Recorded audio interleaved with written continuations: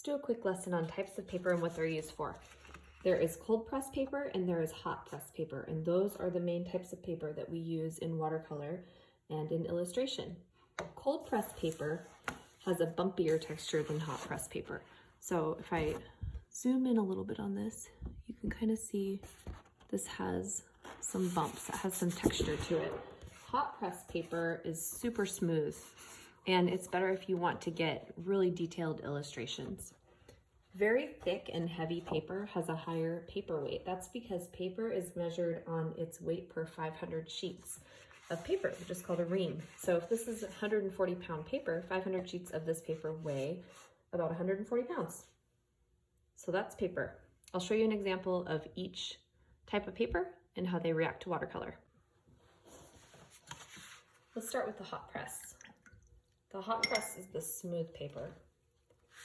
I'm just going to use a blue. I'm going to make a line.